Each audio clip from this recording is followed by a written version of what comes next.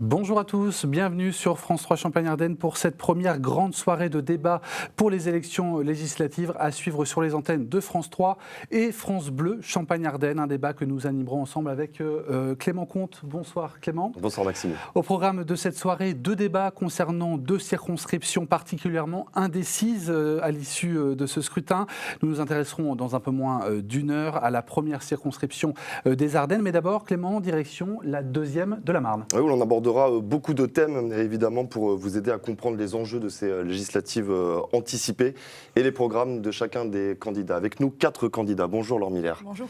Vous êtes la députée sortante de cette deuxième circonscription de la Marne. Vous êtes donc candidate à votre réélection sous l'étiquette Renaissance Majorité Présidentielle. Bonjour Anne-Sophie Frigo. Bonjour. Vous êtes, vous, la candidate du Rassemblement National. Vous avez été élu eurodéputé la semaine dernière. Stéphane Pirouel, bonsoir. Bonsoir. Vous êtes, vous, le candidat du Nouveau Front Populaire avec l'étiquette LFI. Merci d'être avec nous. Et enfin, Stéphane Lang, bonsoir. Bonsoir. Vous êtes, vous, le candidat Les Républicains dans cette deuxième circonscription de la Marne.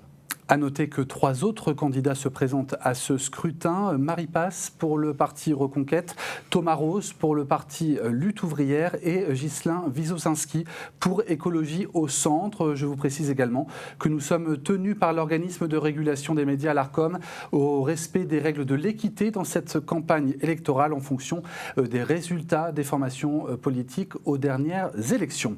Nous nous intéressons donc à cette deuxième circonscription de la Marne, une circonscription qui a connu de nombreux rebondissements ces dernières années. Je vous propose de vous remettre en mémoire quelques éléments de contexte avec Edwige Réau.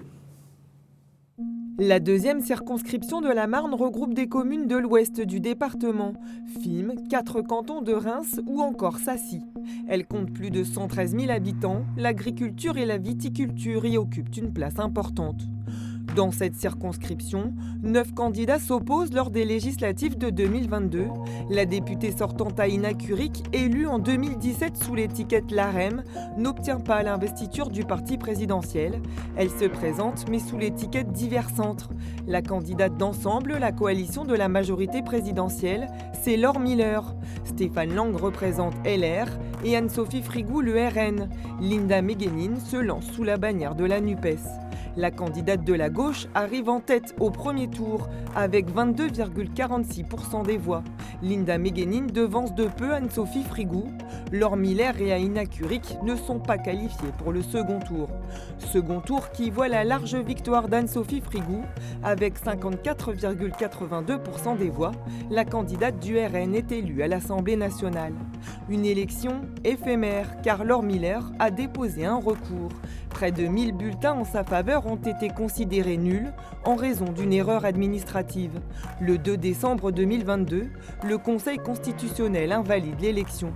Une législative partielle a donc lieu le 29 janvier 2023 dans cette circonscription. Au terme d'un scrutin très serré, Laure Miller est élue avec un score de 51,8%. Mais l'abstention est forte. Seulement 23,5% des électeurs se sont déplacés.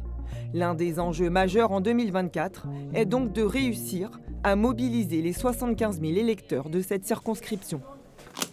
Voilà donc pour le contexte de ces élections législatives dans cette deuxième circonscription de la Marne. Je précise voilà, que le débat il est ouvert, c'est évidemment une discussion vivante, mais dans le respect de chacun, on va éviter de se parler voilà, les uns sur les autres. Allez, premier tour de table d'abord pour comprendre un petit peu vos motivations à candidater dans cette deuxième circonscription de la Marne. Anne-Sophie Frigou, on vient de le voir dans le reportage, vous avez passé 6 mois déjà sur les bancs de l'Assemblée, puis votre élection a été invalidée. Vous êtes ensuite revenu entre guillemets au combat en janvier 2023 dans cette législative partielle que vous avez perdue au second tour face à Laure Miller ici présente. Directement après la dissolution, vous avez très vite dit le mot « il est temps de prendre ma revanche ». Et vous avez dit le mot « revanche ». C'est un mot qui est très fort, mais c'est ça l'objectif aujourd'hui ? Oui, je souhaite prendre ma revanche, mais pas pour mes intérêts personnels, évidemment, mais parce que je souhaite à nouveau défendre les intérêts des habitants de la deuxième circonscription, comme lorsque je l'ai fait, lorsque j'ai été élue députée en 2022. Je pense être une candidate légitime, j'ai un ancrage local, et puis même si j'ai été élue députée européenne, le sujet, c'est surtout que si je suis élue à nouveau députée nationale, c'est le suivant de la liste Rassemblement national qui prendra ma place à Strasbourg et à Bruxelles. Donc je veux rassurer aussi les électeurs là-dessus.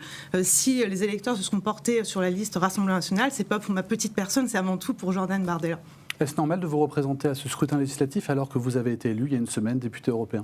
Comme je viens de le dire, évidemment, j'aurais porté à Strasbourg et à Bruxelles des sujets comme la lutte contre l'écologie punitive, l'interdiction de la production des véhicules thermiques, mais ces combats-là, je les ai aussi portés en tant que députée nationale.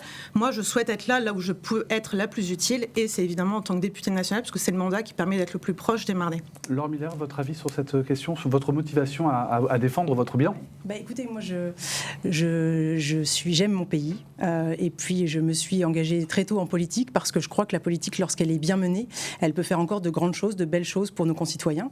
Et puis donc je me suis engagée en politique avec Arnaud Robinet il y a 10 ans au municipal, et depuis j'ai été donc élue locale, élue à Reims, élue au conseil départemental, et j'ai pu mener des projets très concrets pour le quotidien de nos concitoyens.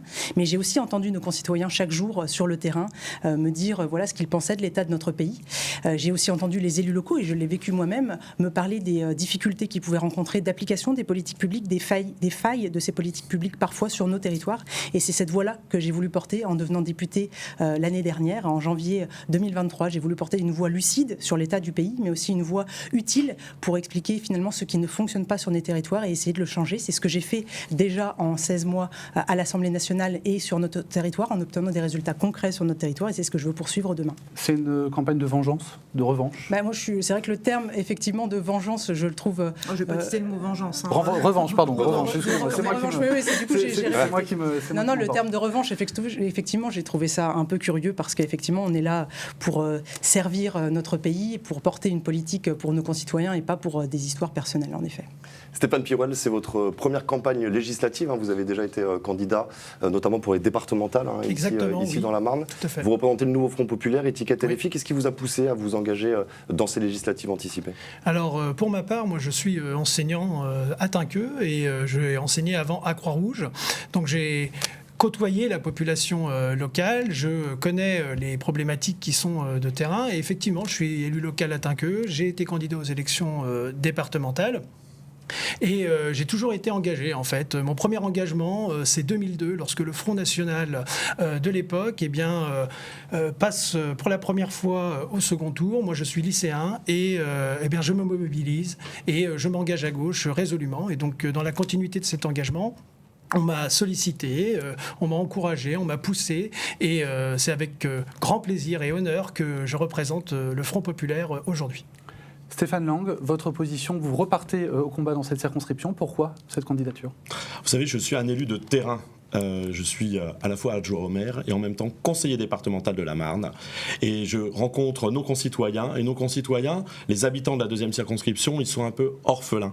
Orphelins parce que je côtoie des amis qui cherchent un élu de droite. Et il n'y a pas d'élu de droite actuellement dans cette circonscription. La députée sortante, qui est devenue macroniste subitement, n'a pas fait une politique de droite. Et je pense que maintenant, il faut une autre politique. On a vu la catastrophe financière d'Emmanuel Macron, plus de 1 000 milliards de dettes depuis son élection. On en est à 3 000 milliards de dettes. Je pense qu'il faut changer ça. On a vu l'augmentation de l'énergie. On a vu son plan de fermeture des centrales nucléaires avant qu'il change d'avis au bout de quelques mois. C'est le en même temps qui nous conduit au chaos, et on le voit actuellement d'ailleurs avec cette annonce de dissolution surprise. Laure Miller, évidemment, vous pourrez répondre quand on parlera encore plus du fond. Je reviens juste un petit peu sur la forme. Stéphane Lang, vous avez démarré en disant que vous étiez adjoint au maire de Reims. On précise que vous êtes effectivement adjoint au maire de Reims, mais vous n'avez plus de délégation à ce jour, puisque le maire vous les a retirés, puisque vous vous êtes lancé en campagne très tôt. On a vu quelques affiches Stéphane Lang un peu dans Reims, un petit peu partout. Oui. Voilà, c'était une volonté aussi pour vous de vous lancer très très tôt dans cette campagne. Parce qu'effectivement, Emmanuel Macron nous a donné que 3 semaines. Il ne reste que 10 jours. Donc il faut aller très vite si on veut un réel débat démocratique. Ça n'empêche pas de respecter les règles, surtout quand on est élu. Vous n'aviez pas le droit de... Je pense que ce débat est totalement dérisoire par rapport à la situation du pays. Vraiment, parler de ça, c'est vraiment petit. Et puis bon, madame, le respect des règles, je pense que vous n'avez pas de leçon à nous donner en la matière. Sur les règles électorales, en matière de bulletin de vote, un communiqué de presse réalisé par le président de région Grand Est qui ne respecte pas le code électoral. Vous êtes magistrate, madame, j'ai peut-être loupé un épisode, vous êtes juge ? Non, par contre, vous êtes avocate et vous ne connaissez pas les règles du code électoral. Est-ce que vous avez lu la décision du Conseil constitutionnel ?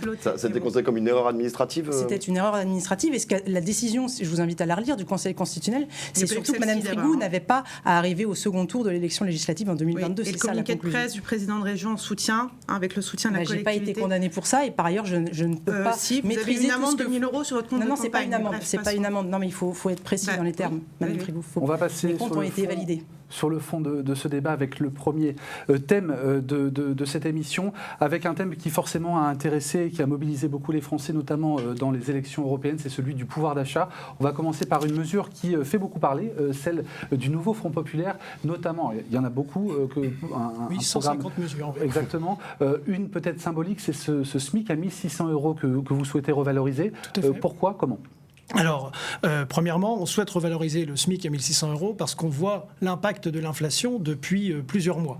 On voit que les Français sont un peu pris à la gorge, que l'ensemble de la population a du mal à se débrouiller. Et donc, cette revalorisation du SMIC doit prendre en compte, effectivement, l'inflation. Mais on ne compte pas que revaloriser le SMIC, puisque par contre-coup, on va revaloriser les minima sociaux et les différentes prestations qui sont basées sur le SMIC. Et également, cela va de pair avec le blocage des prix de première nécessité, notamment sur l'énergie, l'alimentation. Le but, c'est d'avoir une politique cohérente, une politique qui répond à l'urgence sociale des Français. Où est-ce qu'on va chercher l'argent pour financer tout ça ? Alors, où est-ce qu'on va chercher l'argent ? Eh bien, on va mettre fin, en fait, aux cadeaux fiscaux qui ont été réalisés sur les très, très riches. Avec notre programme, on va être clair, en dessous de 4 000 € individuellement, par personne, les Français gagneront plus qu'actuellement. Le but également, c'est d'instaurer la justice sociale. Pour plus de justice sociale, nous allons revoir le barème d'imposition sur le revenu. On va passer de 5 tranches à 14 tranches. Le but, c'est la justice sociale et plus de progressivité dans l'impôt. Laure Miller, vous y croyez ? Non, moi je suis effarée par ces programmes effectivement qui nous promettent des impôts supplémentaires. Effectivement, il ne faut pas investir dans cette période où les Français ont besoin, ne cessent de montrer leur problème de pouvoir d'achat. Non, mais bien sûr qu'il y a un sujet pouvoir d'achat. Je pense qu'il faut revenir à la base. Déjà, on subit une crise mondiale. On n'est pas tout seul dans cette affaire. Et dans cette crise mondiale, il faut avoir l'honnêteté de dire qu'on est un des pays qui s'en sort le mieux. Ça ne veut pas dire que les choses sont satisfaisantes pour les Français, évidemment. Mais on a un taux d'inflation qui est en dessous de la moyenne européenne, en dessous de nos voisins allemands. On a un taux de pauvreté qui est en dessous de la moyenne européenne et en dessous de nos voisins allemands. Et on a un taux d'emploi qui est supérieur à la moyenne européenne.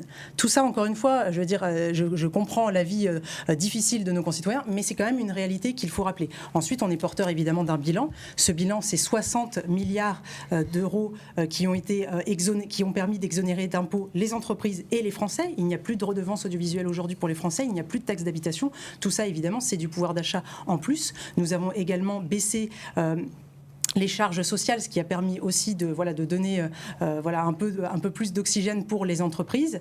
Et puis aussi, on a le 100% santé qui a pu bénéficier à 35 millions de Français depuis sa mise en œuvre.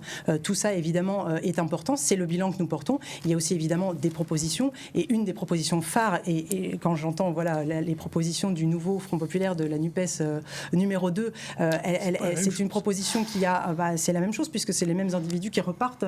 Pas tout à fait. C'est pire. C'est différent. Monsieur Poutou maintenant. Ça va de François Hollande à Monsieur Poutou. Mais voilà, parmi nos propositions phares, il y a le zéro augmentation d'impôts jusqu'en 2027. On s'y engage. Nous n'avons pas augmenté les impôts jusqu'à ici. Et nous nous engageons évidemment à ne pas augmenter les impôts jusqu'en 2027. Par contre, vous allez augmenter les prix du gaz au 1er juillet de 11%. Nous avons retiré le bouclier fiscal. C'était un engagement qu'on avait pris depuis le début. Anne-Sophie Frigou, le Rassemblement national dans cette campagne propose également plein de choses pour le pouvoir d'achat. Vous n'allez pas jusqu'au SMIC à 1 600 €. Non, parce que c'est une mesure aberrante et voter pour LFI, c'est voter pour le FMI. La France serait sous tutelle au bout de 2 jours parce que ça serait la faillite de nos entreprises. Bien sûr que si. Donc nous, en termes de pouvoir d'achat, nous proposons des mesures d'abord d'urgence, par exemple la baisse de la TVA de 20 à 5,5 sur le carburant et sur l'énergie. Nous allons. Excusez-moi, l'Union européenne limite cette baisse à 15%. Comment vous comptez vous y prendre pour Le Portugal l'a fait et se porte beaucoup mieux en termes de pouvoir d'achat pour leurs concitoyens. Un gouvernement socialiste, madame. Et alors, quand il y a des bonnes idées, nous les votons, peu importe d'où elles viennent. C'est ça quand on pense à l'intérêt des Français. Nos idées quand on sera élu. Si on les juge bonnes, oui. Mais je ne pense pas que vous serez élu. En tout cas, je l'espère pas pour la France. Nous allons également négocier avec Bruxelles pour les règles de fixation des prix de l'électricité dès cet automne pour permettre une réduction des factures d'électricité de 30 à 40%. Vous voulez plus sortir du marché européen de l'électricité. Vous allez changer. On sort des règles, on négocie une dérogation des règles de fixation des prix. Vous sortez du marché européen de l'énergie ou vous ne sortez pas? Une dérogation, comme d'autres pays l'ont fait, des règles de prix de fixation de l'électricité. Comment vous arrivez à 30% L'Espagne et le Portugal l'ont fait, ils sont arrivés à moins 10, moins 20%. C'est ce que les analystes ont estimé, 30 à 40%. Donc, de toute façon, nous allons aussi réaliser un audit financier pour savoir exactement quels sont l'état des finances du pays, parce qu'on craint qu'Emmanuel Macron ait aussi caché certains aspects de ses finances. Le retour du complotisme. Non, pas complotisme. Vous avez des députés qui siègent à la commission des finances, donc tout ça est très transparent. Vous savez l'état des finances de notre pays. Aucune leçon à recevoir en termes de finances de votre part. 1000 milliards de dettes, comme M. Lang l'a dit, en 7 ans. De 2017 à 2021, nous avons baissé le déficit en France. Évidemment, après, on a eu la crise Covid. Il faut avoir l'honnêteté de reconnaître. Sur le dos. Ne mettez pas tout sur le dos du Covid. Le quoi qu'il en coûte, c'était une mauvaise idée. Du quoi qu'il en coûte. Non, il y avait des choses bonnes à mettre en place. On a baissé le déficit avant. Pour aider les entreprises, évidemment, il y avait des choses à mettre en place. Mais on ne peut pas tout mettre sur le dos du Covid. Et puis les mesures en termes d'inflation, aujourd'hui, c'est une aberration.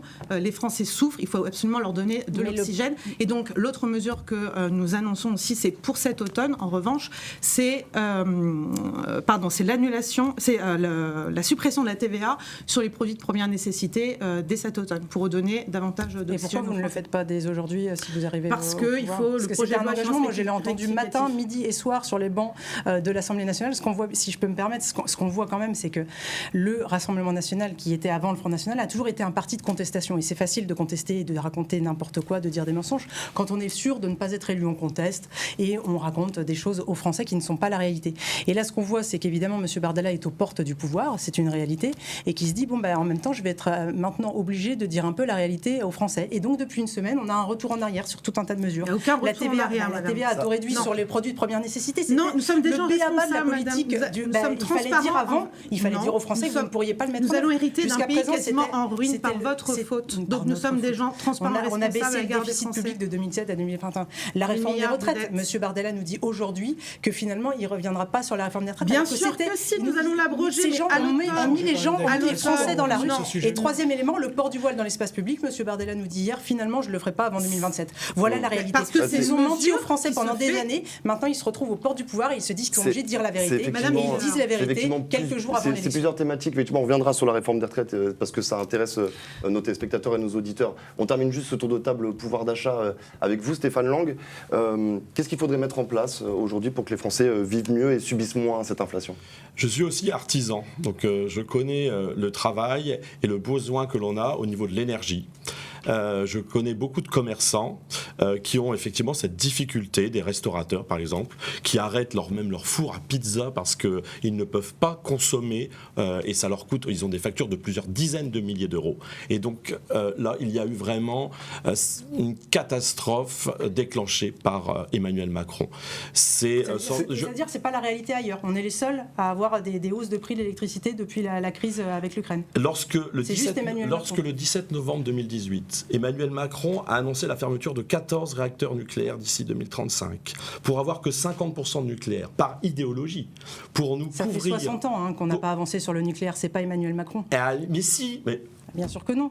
Mais non, mais madame la candidate macroniste, vous devriez le savoir qu'il a fait cette conférence de presse. Ça fait 60 ans qu'on n'a pas bougé sur le nucléaire. Mais donc évidemment, on a voté une loi. Je suis fier d'avoir voté une loi pour accélérer le nucléaire dans notre pays. On peut regarder le passé, on peut aussi regarder l'avenir. Industrie électronucléaire. Et les pays les plus riches et les plus puissants dans le monde, ce sont les pays qui sont fournisseurs d'énergie. Fournisseurs d'énergie. Vous dites c'est à cause d'Emmanuel Macron. Est-ce que vous avez regardé les factures d'énergie chez nos voisins européens juste à côté de chez nous? Est-ce que vous avez vu? Nous étions les leaders grâce à Charles de Gaulle et grâce au président Pompidou. Nous étions les leaders de l'énergie nucléaire. Vous ne répondez pas à la question concrète. Vous l'avez arrêté, vous avez même fermé Fessenheim dans la droite ligne du président Hollande. Et nous disons qu'il faut remettre urgemment. C'est voté. Non. Si, c'est voté. La loi d'accélération pour le nucléaire, elle est votée. À couvrir la France d'éoliennes qui coûtent une fortune. Vous voulez arrêter les éoliennes? Exactement. Mais je veux terminer. Oui. Parce que ouvrir des éoliennes, comme le président Macron veut le faire avec l'aide de Madame Miller, ça va nous coûter 100 milliards. La connexion Stéphane, entre c'est pas très honnête parce que tu sais ce que j'ai fait au département avec ça sur les énergies renouvelables. Moi, je suis contre l'ouverture des éoliennes qui détruisent nos paysages et qui nous coûtent une fortune. Je veux que ces 100 milliards qui étaient à destination de l'ouverture de ces nouvelles éoliennes soient mis dans le budget de l'ouverture de nouvelles centrales nucléaires. C'est prévu le nucléaire, c'est sur les rails. Non. Bien sûr que si, on a voté la loi, elle est en cours de demain. Qu'est-ce qu'il faut faire, Monsieur Lang? Une loi, ça ne peut pas être appliquée dès le lendemain. Madame Miller, s'il vous plaît.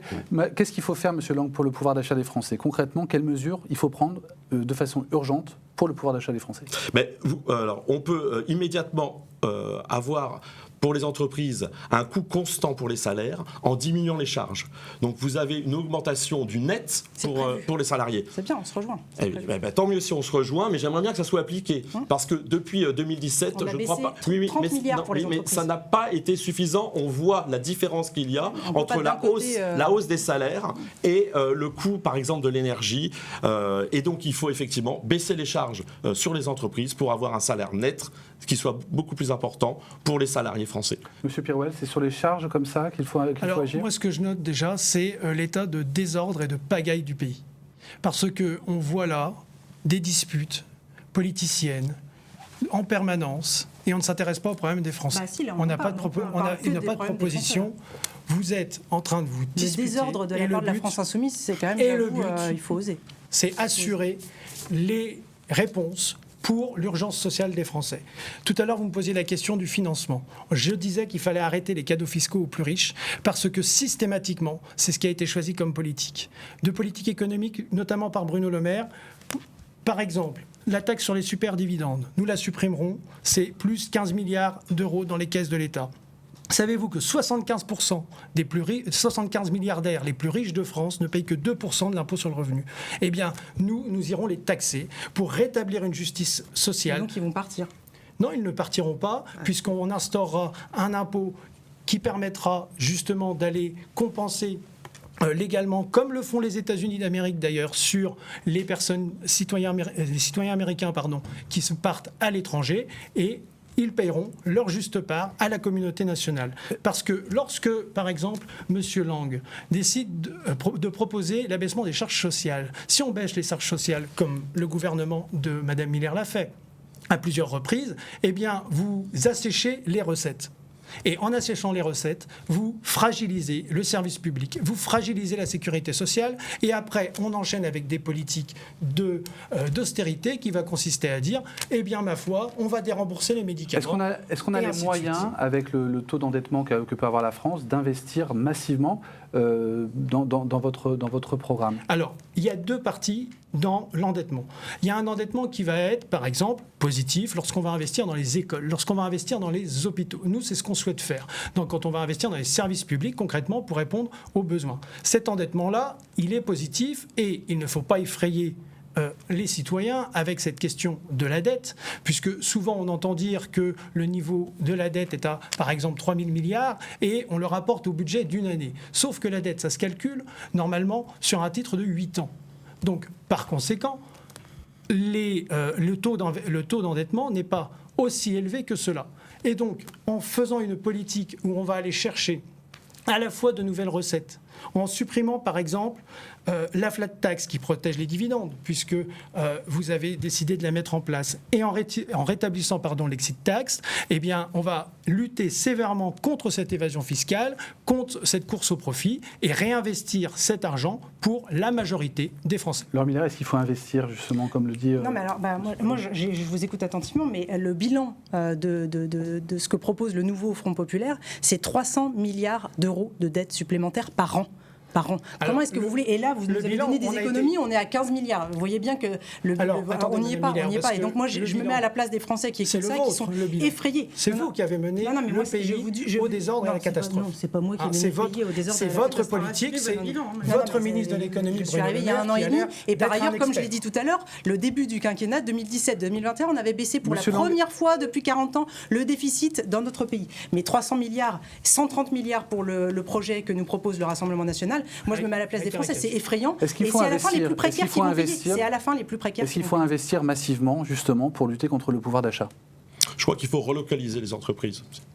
Ça, nous créerons de nouveaux emplois si on relocalise les entreprises, comme on l'a vu lors de la avec crise. des incitations fiscales. Exactement, pour aider les entreprises à s'implanter avec une énergie beaucoup moins chère. Et là, je vous dis, c'est la source de tous nos maux. Si on avait une énergie beaucoup moins chère, on aurait des entreprises qui se développeraient beaucoup mieux. On peut avoir effectivement des aides fiscales pour essayer de ramener nos entreprises. D'ailleurs, ce serait aussi bon pour notre environnement, ce qui éviterait des transports très coûteux et polluants. Allez, autre thème qu'on va aborder ensemble. Après cette partie pouvoir d'achat, on va parler ensemble sécurité en règle générale. Stéphane Lang, vous venez d'avoir la parole, je vous la redonne parce que sur vos affiches de campagne, il y a écrit la droite de l'ordre. Pourquoi est-ce que c'est important pour vous de remettre, selon vous, de l'ordre à cette France? On a vu qu'il y avait du désordre depuis qu'Emmanuel Macron a été élu. On a eu la crise des Gilets jaunes. Dès qu'il y a un événement, dès qu'il y a même une élection, maintenant on a des émeutes. Dans la rue, en France. Il y a des manifestations. Oui, mais on les voit systématiquement. On a même là des rumeurs, on a même peur du résultat des élections et de ce qui va se passer dans la rue. Je pense qu'il faut prendre des mesures sécuritaires de premier ordre. Alors on le dit à chaque fois, mais ça n'a jamais été fait. Il faut avoir au moins 20 000 places de prison en plus sur notre territoire français. Ça n'a jamais été fait. On a fermé des casernes, d'ailleurs, sans doute à tort, en France. On pourrait transformer sans doute certaines en prison, parce qu'il y a un coût, effectivement, mais si on modifie ces casernes et qu'on les transforme en prison, ici on a la base 112, par exemple, il y a des bâtiments qui ne sont pas utilisés. Sur la commune de Courcy, on pourrait, pourquoi pas, envisager de mettre ces prisons dans... Elle est déjà occupée, la base 112? Pas du tout. Non, elle n'est pas occupée sur toute sa surface et sur toute la partie Courcy. Vous savez, moi j'ai fait mon service militaire. Donc j'ai été effectivement à la base 112. Je sais très bien que les locaux qui sont du côté Courcy ne sont pas utilisés. Alors on peut demander effectivement aux uns aux autres, mais c'est une mesure concrète pour effectivement faire en sorte que la sécurité soit bien tenue ici en France, parce qu'on sait que c'est surtout un problème de justice et un problème de place de prison, puisque les Français en ont un peu assez de voir des jeunes délinquants qui sont ensuite relâchés parce qu'il n'y a pas de place de prison, parce qu'il y a des remises de peine. Il faut arrêter avec les remises de peine. Il faut prendre ces mesures. Il y a tout un bleu autour de la justice, même en règle générale. Anne-Sophie Frigou, je vous vois hocher la tête sur ces propos de Stéphane Lang. Vous êtes d'accord avec lui? Il y a une insécurité en France, en tout cas dans la deuxième circonscription de la Marne, et il faut plus de places de prison. Effectivement, oui, sur la lutte contre l'insécurité, c'est un sujet de préoccupation majeure des Français. On est quand même dans un pays où il y a 120 attaques au couteau. C'est une fake news totale. C'est pas du tout une fake news. Par jour, c'est ce que vous dites aujourd'hui? C'est 120 attaques au couteau par jour. À un moment donné, il faut assumer. C'est totalement faux. C'est totalement faux. Ça prend en compte les gens qui se coupent avec leur couteau quand ils cuisinent. Non, mais vraiment. Bien sûr. Non, mais il faut assumer. Non, mais regardez les sources. Tout va bien en France en ce moment. Non, je suis pas en train de dire ça, mais je pense qu'on peut pas dire tout et n'importe quoi. Ouvrez les yeux un petit peu. On peut pas juste dire tout et n'importe quoi. Ouvrez les yeux. Il y a encore une jeune femme qui dire tout et n'importe quoi. Une jeune fille qui visiblement s'est fait violer car juive. À un moment donné, il faut ouvrir les yeux. C'est horrible. Mais on peut pas dire tout et n'importe quoi. C'est pas tout et n'importe quoi. Bien sûr que si, ce chiffre est faux. On en revient, mais en tout cas, vous, quand vous parlez avec les personnes, les habitants de cette circonscription, vous sentez un sentiment d'insécurité? Alors, c'est pas un sentiment, c'est la réalité, en fait. On n'a aucun territoire qui est épargné aujourd'hui, que ce soit dans la ruralité ou dans les quartiers urbains, évidemment. Il y a un an, on a eu des émeutes, et Reims, malheureusement, n'a pas été épargné, notamment le quartier Croix-Rouge, avec des familles qui ont été littéralement traumatisées, puisque des bâtiments de services publics ou des commerces de proximité ont été vandalisés, et ils n'ont pu rouvrir parfois il y a que quelques semaines. Donc, ces familles-là ont été les premières impactées. Nous, ce que nous demandons, c'est évidemment plus de fermeté. Donc, lorsque Jordan Bardella, je l'espère, sera à Matignon, nous aurons des mesures en la matière. Par exemple, la suspension des allocations familiales pour les familles de mineurs délinquants. Voilà, ça, c'est une mesure importante, évidemment, puisque les parents doivent aussi prendre leurs responsabilités. Est-ce que c'est pas rajouter de la misère à des difficultés sociales et à ces cas de violence qui sont causés aussi par Vous savez, c'est pas parce qu'on est en difficulté financière qu'on doit laisser son enfant être dans les rues à 1h du matin. Ça, c'est un vrai problème. D'ailleurs, peut-on condamner les parents pour les fautes de leurs enfants ? En tout cas, ce qu'on a constaté, c'est que quand on touche, et ça a déjà été expérimenté en France, quand on touche au portefeuille, on peut obtenir des résultats. Évidemment, ça ne suffit pas. Il faut aussi le retour des peines... Au portefeuille des parents pour les il faut aussi le retour des peines planchées pour les trafiquants de drogue et ceux qui s'en prennent aux forces de l'ordre. Et puis enfin, il faut aussi évidemment l'expulsion des délinquants étrangers et enfin l'application des OQTF, parce qu'on attend toujours que Emmanuel Macron tienne sa promesse en la matière. Il avait dit que 100% des OQTF seraient... mise en place. On est toujours à 7%, Madame Miller. Là, il y a un petit problème. Donc, vous voyez, en termes de promesses.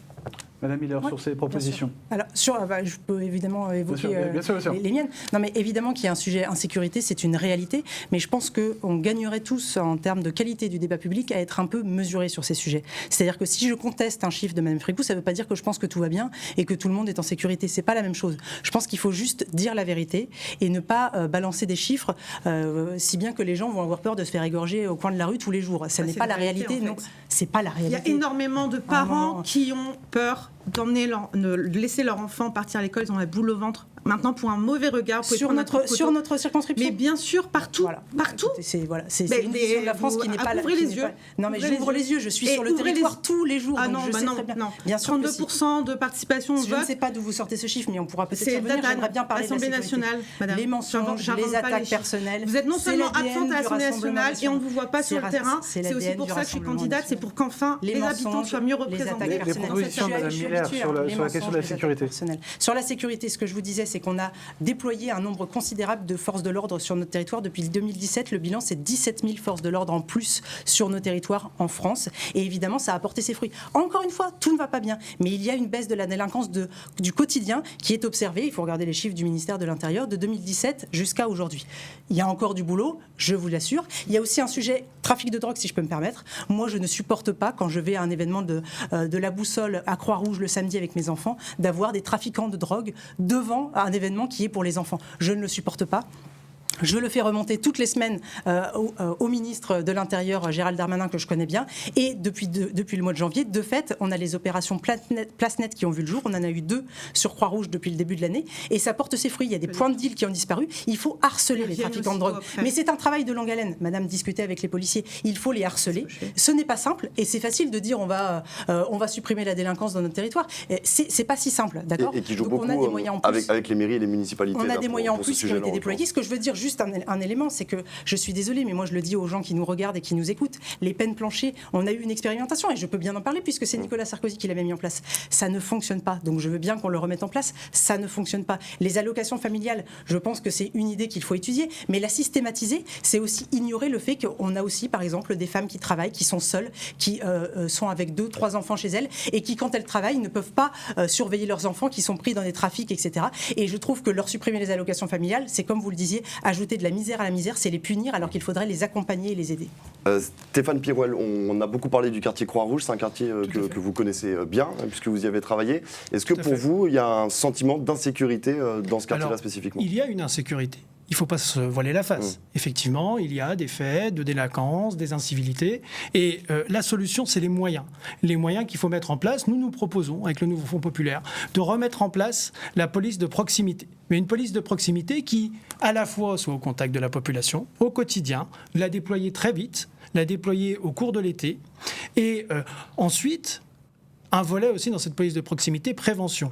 Parce que vous avez effectivement des moyens pour empêcher qu'on ne tombe dans la grande délinquance. Donc notre objectif, c'est de renforcer les moyens pour la police et la justice, et notamment, en termes de police, de renforcer les unités en charge des trafics de drogue, de la délinquance financière. Votre parti n'a pas voté l'augmentation des moyens pour la police comme pour la justice. Bien sûr que si, c'est dans votre programme. Vous l'avez mal lu alors. Son parti n'a pas voté l'augmentation des moyens pour la police et pour la justice. Dans les manifestations, effectivement, lorsque vous avez des bravèmes, effectivement, là, pour éviter les violences, comme on peut connaître par exemple une partie de la population, pour éviter la violence que certains... Vous avez quand même investi un Antifa, bien sûr que si. Vous avez investi un Antifa à Avignon qui est triplement fiché. Il fallait faire quand même. Antifa, donc antifasciste. Oui. Alors, c'est à vérifier cette information. Ah parce que comme vérifiez là, il n'y a aucun problème. Ça fait le tour des médias. On lance des fake news. Faut l'assumer. Ah non, c'est pas une fake news, monsieur. Assumez-le. Ouais. Si vous êtes pas à l'aise avec ça, mais vous avez fait une alliance quand même de la honte qui va de François Hollande, un ancien président de la République, jusqu'à Philippe Poutou, dont le parti une alliance est accusé d'apologie du terrorisme. Il fallait le faire quand même. Vous pouvez répondre à ça, Stéphane Pirouel. On vous attaque sur cette alliance globale, on le rappelle, qui concerne effectivement, comme vous venez de le dire, le Parti socialiste, les Verts, les communistes, NPA. Effectivement. Alors, l'Alliance repose sur un programme. Le programme qui sera appliqué, c'est le programme de la législature du nouveau Front populaire que nous avons négocié. D'accord ? Les mesures qui seront prises, les 150 mesures, ce sont celles-ci. Il n'est question de rien d'autre. Donc les mesures de pouvoir d'achat, les mesures sur l'investissement pour l'écologie, de bifurcation écologique, pour permettre une relance de l'économie, ce seront ces mesures qui sont appliquées avant tout. Et effectivement, comme d'habitude, on voit le Rassemblement national qui vient faire des caricatures, qui vient insulter une partie de la population. Juste un rapide tour de table sur un autre point qui concerne un petit peu l'ordre, c'est l'ordre à l'école. On en a beaucoup parlé ces derniers mois. Peut-être vous, Stéphane Pirouel, encore, sur l'école, est-ce qu'il faut, que faut-il faire à l'école par rapport à cette question ? Alors, je fais une parenthèse, sachant que vous êtes enseignant, tout comme Anne-Sophie Frigou. Tout à fait. Alors, à l'école, effectivement, il va falloir remettre les moyens. Parce que la politique d'Emmanuel Macron, depuis 7 ans, c'est une politique qui a consisté à détruire, à casser, à réduire les moyens disponibles pour l'éducation de notre jeunesse. Par exemple, nous avons des effectifs dans les classes qui sont beaucoup trop élevés. Beaucoup trop élevé. Moi, je suis enseignant à Tinqueux. On a jusqu'à 30 élèves par classe. Comment voulez-vous, par exemple, accompagner personnellement les élèves ? Comment voulez-vous les aider ? Ça crée de la frustration chez les élèves. Le but, c'est qu'ils réussissent dans la société, qu'ils montent grâce à l'école. Moi, je suis issu de la méritocratie républicaine. Moi, ma famille vient je suis d'une famille populaire. Et grâce à l'école, j'ai monté les échelons dans la société. Je m'investis et moi, je lui rends au quotidien en enseignant les valeurs de la République. Stéphane Lang, pardon, je vous coupe. Votre opinion justement sur l'école. Faut-il réinvestir, comme le dit M. Pirouel, massivement dans l'école ? Il faut, en tout cas, je suis favorable à l'uniforme. Le véritable uniforme pour déjà l'égalité sociale entre les élèves, pour éviter d'une part aussi les problèmes de baya ou autres. Tout le monde sera habillé de la même façon. Je suis aussi pour le doublement par rapport à la sécurité, parce qu'il y a un lien aussi entre la sécurité et l'éducation, que ce soit les professeurs ou les gendarmes ou les pompiers ou les policiers, un doublement des peines pour toutes les atteintes envers ces fonctionnaires. En un mot, faut-il investir plus, mettre plus d'argent dans l'école ? Je ne suis pas pour mettre plus d'argent. Je suis pour revaloriser... Pas plus de postes ? Non, et par contre, une indépendance entre les différentes formations et avoir des filières professionnelles qui débouchent réellement sur des métiers. Et alors, pas plus de postes, mais comment vous faites alors pour vous occuper concrètement de ces élèves qui, par exemple, ont des problèmes, des difficultés scolaires, des difficultés d'apprentissage ? Si vous ne mettez pas des postes en plus, à un moment donné, il va bien falloir réduire le nombre d'élèves par classe. Nous proposons d'aller progressivement à la moyenne européenne qui est à 19 élèves par classe. Donc avec un recrutement de professeurs massif. Tout d'abord, un recrutement de professeurs, effectivement, mais également un recrutement d'AESH. Ces personnes qui viennent accompagner. Vous avez beaucoup recruté déjà. Vous avez beaucoup recruté. Les personnes mais pas assez. Par contre, les personnes en situation de handicap, donc pour les AESH. Mais sur les AESH, je tiens à souligner également que le gouvernement refuse de créer un statut, un vrai statut, et ne propose que des contrats précaires à ces personnes-là, alors que ce sont des personnes qui s'occupent de la jeunesse de notre pays, de ceux qui ont le plus besoin d'aide à l'école, et donc ces investissements, ils sont nécessaires, il va falloir faire un effort vraiment. Moi, personnellement, je soutiendrai sur la circonscription tous les projets du département, par exemple, si d'aventure ils veulent créer un collège à Besançon qui connaît une croissance démographique spectaculaire. À un moment donné, il va bien falloir y venir. Moi, en tant que député, je m'engage à porter le plus possible ce projet pour pouvoir réduire, par exemple, concrètement, dans la circonscription, les effectifs dans les classes. On reste sur ce thème, évidemment, de l'éducation avec vous, Anne-Sophie Frigou. C'est vrai que l'éducation, c'est pas au cœur de ce que l'on entend dans le programme du Rassemblement national. Si le moment de vous exprimer là-dessus, justement, on va pouvoir en parler. Vous êtes vous-même enseignante à FIM. L'école publique, on va parler de celle-là évidemment. Qu'est-ce que vous en pensez aujourd'hui? Est-ce qu'elle est maltraitée, cette école publique? Est-ce qu'on doit investir massivement aussi dedans? L'école républicaine est évidemment mise à mal en fait, depuis plusieurs décennies, donc c'est un sujet d'importance, effectivement. Ce qu'on constate aujourd'hui, c'est qu'il y a de plus en plus d'élèves qui arrivent en 6e au collège sans maîtriser parfaitement le français, mais aussi le calcul. Donc il faut augmenter le nombre d'heures, par exemple à l'école primaire en français et en mathématiques. Je suis enseignante en histoire-géographie, donc c'est un sujet qui me tient à cœur. Aujourd'hui, cette matière, l'enseignement de l'histoire de France, doit permettre aussi de donner envie d'aimer ce pays, ses valeurs, son patrimoine, sa culture. Et c'est vrai que quand on voit aujourd'hui qu'il y a des pans de notre histoire qui ne sont plus dans les programmes scolaires, par exemple Clovis, ou Napoléon qui est noyé dans un chapitre sur la Révolution jusqu'aux transformations de l'Europe. C'est un héritage de la Révolution. Effectivement. Ce que je veux dire, c'est que on aborde Napoléon, ne racontez pas n'importe quoi. Mais j'ai pas dit qu'on l'abordait pas. J'ai dit qu'on l'abordait pas. On va rentrer dans un débat entre profs d'histoire géo.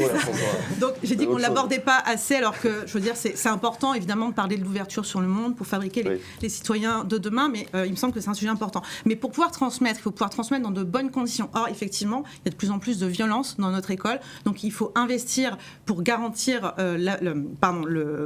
augmenter les salaires des enseignants et puis en même temps installer au niveau des lycées des portiques, parce que ce qu'on a vu, c'est quand même 2 enseignants qui ont été assassinés ces dernières années, Samuel Paty et Dominique Bernard. Et moi, ce que je voudrais dire quand même, c'est qu'en tant qu'enseignante en histoire-géographie, j'ai été particulièrement choquée de voir Laure Miller, quelques semaines après l'assassinat de Dominique Bernard, visiter une prison. Une prison, mais pas pour dire qu'il faut expulser les délinquants étrangers, par exemple, mais pour parler des conditions de détenus. Mais vous étiez avec moi lors de cette visite? Écoutez, c'est ce qui est ressorti dans vos publications sur les réseaux sociaux et dans les articles dans la presse exactement. Donc c'est l'axe que vous avez voulu donner à cette visite. La question de la récidive, c'est quand même fondamental. À cette visite et c'est particulièrement honteux, madame. Vous voyez, moi, quand j'ai été élue députée, je confonds rien du tout. C'est sur vos réseaux sociaux. Quand j'ai été élue députée, vous voyez, quand j'ai été élue députée en 2022, moi, ce que j'ai fait, c'est que je suis allée au commissariat de police pour soutenir. Vous avez parlé des conditions des détenus. Je suis allée voir les forces de l'ordre au commissariat de police pour leur dire à quel point ils font un travail admirable dans des conditions difficiles. Écoutez, c'est navrant. C'est des attaques personnelles. Bon, je commence à m'habituer, mais ce sont des attaques personnelles qui sont complètement infondées. La récidive, c'est un vrai sujet dans notre pays. Tout le monde peut le dire. Et donc, c'est les conditions de détention des détenus qui sont à l'origine de la récidive. Si on ne fait rien, si on les laisse dans leurs cellules et qu'on ne fait rien pour les aider à se réinsérer, c'est évidemment de la récidive supplémentaire à la fin. Donc c'est un vrai sujet qu'il faut pouvoir aborder et c'est complètement à délier de ces 2 assassinats. Donc évidemment, et moi je veux bien que vous alliez saluer les gendarmes, les policiers, mais moi j'ai fait mieux. Avec les élus locaux, on a réussi à obtenir la mise en place d'une brigade de gendarmerie à Jonchery qui verra le jour. On demande d'agir, encore heureux. D'accord, mais bon, c'est facile d'aller serrer des mains si vous ne servez à rien. C'est pas la peine d'élire une députée qui sert à rien. Très bien. Alors donc vous reconnaissez que vous ne servez à rien dans l'opposition. Sur l'école, plusieurs éléments. On a voté de certaines de vos propositions de loi. Sur l'école, plusieurs éléments. Évidemment, revaloriser le salaire des professeurs. On voit bien le niveau de salaire par rapport au niveau européen. C'est largement en dessous. C'est ce qu'on a fait. C'est ce qu'on a fait déjà. Ils ont, avec la prime qu'on a doublée, c'est une prime, ça ne compte pas. Ça ne compte pas dans. D'accord. Non mais attendez, je suis pas en train de dire que tout va bien. On me l'a dit, donc je le sais. Mais on a déjà fait ça, ce qui est quand même un premier pas, puisque comme tout le monde l'a dit ici, l'école, elle a été abandonnée depuis 30-40 ans. Donc c'est pas un sujet qu'on peut régler en un claquement de doigts. Il faut avancer. Ça, il y a évidemment le fait d'encadrer les élèves, notamment les élèves en difficulté, le dédoublement des classes de CP dans les quartiers REP et REP+, ça fonctionne, faut le dire. Alors il faut le faire ailleurs aussi. Je suis bien d'accord, mais il faut dire que ça a été mis en place sous ce mandat et que ça fonctionne. Troisième élément, évidemment, renforcer les savoirs fondamentaux. Les maths, le français, ça a été dit, c'est déjà en cours et il faut évidemment amplifier. Quatrième élément, et j'y tiens beaucoup, évidemment, c'est le fait de rendre l'école comme étant un véritable sanctuaire, de protéger nos enfants des influences extérieures. La suppression et l'interdiction de l'abaya en septembre dernier était un élément symbolique. Il faut évidemment poursuivre dans la lutte contre le communautarisme et pour renforcer la citoyenneté dans nos établissements. Il nous reste quelques minutes, on va passer maintenant au dernier thème de cette émission qui est la transition écologique. Vous en parlez tous dans vos programmes.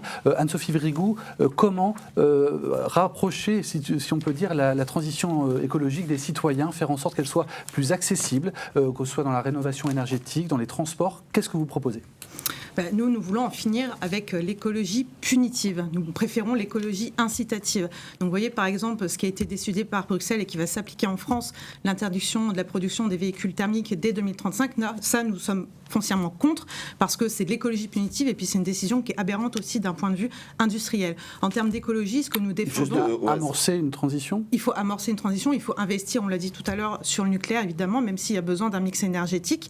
Après, nous, ce que nous défendons, c'est le localisme et les circuits courts, mais il faut arrêter aussi de tout mettre sur le dos des Français et aussi des automobilistes. La France, elle pèse même pas 1% au niveau mondial en termes de pollution, et surtout la moitié de nos émissions de gaz à effet de serre vient de nos importations. Donc l'enjeu, c'est la réindustrialisation, la reproduction en France, donc localisme, circuit court, et puis on défend aussi une grande loi Mangeons français où nous pouvons contraindre dans la commande publique et faire en sorte qu'il y ait beaucoup plus de produits issus de notre agriculture dans les cantines, dans la restauration collective. Ouais, sur l'arrêt de la production de voitures thermiques en 2035, vous avez dit être contre, oui. Mais pour quelle raison ? Que disent les habitants de la circonscription là-dessus ? Est-ce qu'ils ont peur, effectivement, en 2035, de ne plus pouvoir rouler ? Évidemment, parce qu'en fait, tout le monde n'a pas les moyens d'acheter un véhicule électrique, quand bien même il y aurait des aides de l'État. C'est une aberration. Quand on est à l'euro près, on a parlé beaucoup du pouvoir d'achat, c'est complètement aberrant, et aussi d'un point de vue industriel, alors qu'en Europe, on a quand même encore les moyens de produire des véhicules thermiques. C'est complètement aberrant, cette mesure. Stéphane Lang, sur la question de la transition écologique, que proposez-vous ? Alors effectivement, sur les véhicules électriques, je trouve que c'est effectivement un scandale d'être obligé d'avoir un véhicule électrique alors qu'on voit que ça pollue au global plus qu'un véhicule thermique, surtout avec les progrès qui sont réalisés sur ces véhicules. Donc effectivement, abroger l'obligation d'avoir un véhicule électrique, d'acheter un véhicule électrique neuf à partir de 2035. Alors ça mettra beaucoup plus de temps, évidemment, ce sera beaucoup plus progressif. Neuf, oui, mais progressif, mais en 2035, on sera obligé d'acheter un véhicule uniquement électrique. On pourra acheter d'occasion un véhicule thermique. Comment on décarbone les transports ? Comment on décarbone notre vie ? On peut décarboner autrement, avec effectivement une énergie nucléaire, on décarbone, on peut effectivement aussi arrêter ces véhicules, et moi je suis aussi pour qu'on mette des bassines pour les agriculteurs. C'est-à-dire que beaucoup d'agriculteurs dans la deuxième circonscription... C'est la gestion de l'eau. Beaucoup d'agriculteurs dans la deuxième circonscription ont besoin d'eau pour leur culture. Et il faut à ce moment-là de mini-barrages, qu'on appelle des bassines vulgairement, qui permettent à la fois de pouvoir irriguer ces cultures et en même temps qui sont des réserves de biodiversité. Moi, je suis pour l'écologie. Les problèmes de ces bassines, c'est que ça va entraîner l'évaporation de cette eau, en partie. Mais alors, on voit que tout ce qui pleut actuellement, on n'a pas besoin... Oui, mais ça, c'est la météo, monsieur, ce n'est pas la tendance climatique. C'est dommage de ne pas profiter de toute cette pluie pour pouvoir la stocker. Tout à fait. Alors, il faudrait trouver d'autres moyens que cette eau reste à l'air libre. Mais moi, je me souviens du scandale qui était très ancien, du lac du Der. On nous disait, oh là là, catastrophe, on construit un lac du Der, et finalement, on s'aperçoit que c'est une réserve de biodiversité extraordinaire. Qui a 50 ans cette année. Oui, donc c'est un bel anniversaire, et tout le monde le célèbre, parce que finalement, c'est une bonne chose à la fois pour réguler la Seine, pour les agriculteurs, pour la biodiversité, les animaux. On voit que les spécialistes en ornithologie viennent observer les oiseaux. Non, mais j'ai pas fini par rapport à... Rapidement, l'émission, le temps de parole. Donc effectivement, pour nos agriculteurs, c'est vraiment important. Et pour nos viticulteurs aussi, qu'on revienne sur la loi E20. Parce que ils sont handicapés. Je ne vois pas pourquoi ici en France on interdit la publicité pour nos viticulteurs. Le champagne, c'est la richesse de notre région, et je pense qu'il faut continuer. Il reste peu de temps pour parler de transition écologique. Vincent Pierrola, quelle mesure ? Stéphane, pardon, excusez-moi. Quelle mesure principale ? Alors, rapidement, effectivement, on va investir dans la transition écologique. Par exemple, on va remettre en cause la privatisation du fret, parce que c'est un risque d'arriver avec de plus en plus de camions sur les routes, donc ça va avoir un impact écologique concret. Et également, moi je souhaite parler sur la transition écologique, de l'isolation et aussi la production de logements modernes. Nous souhaitons investir et créer plus de 200 000 logements publics par an pendant 5 ans. Laure Miller, sur cette question de la transition Moi, je trouve que écologique, quelles sont les priorités? Ouais, je trouve que Il nous reste peu de temps. Alors, très vite, c'est intéressant parce qu'on voit les forces en présence finalement sur ce sujet-là. On voit d'un côté, si on regarde le programme du nouveau Front populaire, la décroissance. Ils nous promettent la décroissance. Et puis on voit de l'autre, voilà, une espèce de climato-sceptique un peu ambiant où finalement, c'est pas grave, 1% seulement à l'échelle mondiale, donc ne faisons rien. Nous, on a mis en place la planification écologique. C'est ce que j'appelais de mes voeux lorsque j'avais fait campagne en 2022. C'est l'idée de travailler avec tous les acteurs. Bah, bien sûr, oui, mais je le disais déjà en 2022. La planification quand même. Ah bah si, c'est ce qu'on est en train de mettre en place. La planification écologique, c'est l'idée de faire ensemble, tous ensemble, les acteurs, de planifier les choses pour que personne ne soit contraint, mais que ça puisse être une chance, y compris économique, pour notre pays. Eh bien, merci à vous quatre. C'est la fin déjà de ce débat sur la deuxième circonscription de la Marne. La campagne va maintenant se poursuivre sur le terrain. Il reste encore 10 jours pour convaincre. Vous connaissez bien sûr les dates de ce scrutin des législatives. Le 30 juin pour le premier tour, le 7 juillet pour le second. Merci aux candidats d'avoir été présents. Je rappelle qu'il y a au total 7 candidats sur cette circonscription de la Marne, les 4 qui étaient présents avec nous aujourd'hui, ainsi que Marie Passe pour Reconquête, Thomas Rose pour Lutte ouvrière et Ghislain Wisosinski pour Écologie au centre. La suite à présent de notre soirée électorale, une soirée à suivre sur France 3 et France Bleu Champagne-Ardenne. Direction maintenant les Ardennes avec la première circonscription des Ardennes. Zoom sur cette circonscription avec Edwige Réau.